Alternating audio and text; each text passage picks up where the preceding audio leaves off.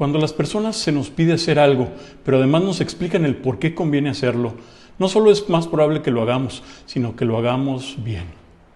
Y esto se debe a que somos personas y estamos dotados de inteligencia y voluntad, por lo que no solamente nos gusta entender lo que se nos pide hacer, sino además elegir hacerlo.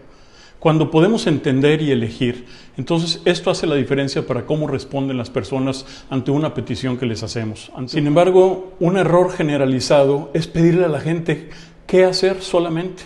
Pedirles, haz esto, que ejecuten tal cosa, sin explicar mayormente el porqué, el contexto, de dónde viene, qué beneficio esto nos va a traer. Y esto es un hábito generalizado que viene de la cultura de la mano de obra que se gestó en la Revolución Industrial. Piensen ustedes que en los ambientes de manufactura, de construcción, las labores eran simples, eran mecánicas, eran repetitivas. Entonces a la gente le bastaba que se le ordenara qué es lo que tenían que hacer. Barre aquí, limpia, sujeta, coloca, transporta, entrega tal cosa, y no había necesidad de explicar más.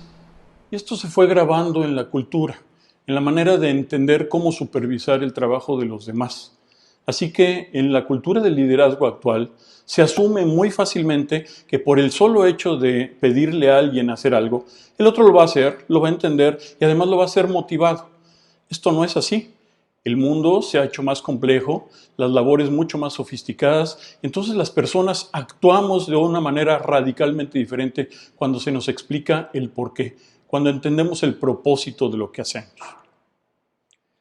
Así que cuando pidas algo, asegúrate de explicar siempre el porqué. Aquí van algunas ideas que te pueden servir a esto. Primero que nada, plantéate qué es lo que quieres pedir, de dónde viene, qué es lo que se va a lograr, cuáles beneficios va a traer, cómo va a facilitar las cosas o qué problemas va a evitar. Piensa en eso, elabora entonces el concepto y con eso podrás armar el discurso. En segundo lugar, es importante que pienses en las implicaciones que va a tener eso que pides a esta persona o el equipo de personas a las que se lo estás solicitando. Piensa en qué dudas, qué inquietudes o todavía qué objeciones podrían tener. Y una vez que lo pienses, entonces vas a poder articular un discurso claro, enfocado a cómo esto les va a solucionar, al contexto, al beneficio, al por qué es importante hacer esto. Esto te va a servir además en cualquier ámbito, sea que trabajes en una empresa a nivel dirección, gerencia o jefatura, tienes gente a cargo o que en el ámbito personal de casa inclusive.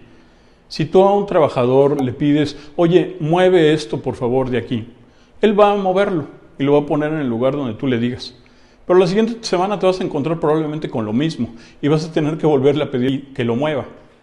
Si en cambio tú le explicas el por qué, fíjate que si esto lo dejas aquí, se acumula humedad o estorba para tal cosa, él va a entenderlo y entonces ahora ya tiene el criterio y él va a saber que siempre debe de tener libre ese espacio. Explicar el por qué te ahorra siempre mucho trabajo, pero al otro le da sentido de propósito. Finalmente, siempre es importante que abras el espacio al diálogo, a la comunicación, donde haya la posibilidad de que el otro te plantee sus dudas, sus cuestionamientos. Esto solo te va a permitir identificar si falta información adicional que no le has dado. Las cosas son para ti de tal manera claras que de pronto podemos asumir que el otro las entiende. Y no es así.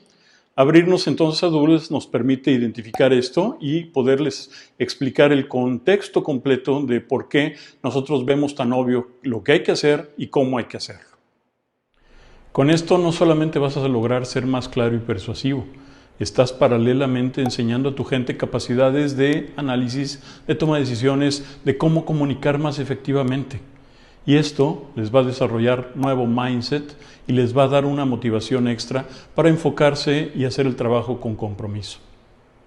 Si te gusta este contenido, comparte, dale like. Recuerda, soy Ángel Rivero y por aquí nos vemos.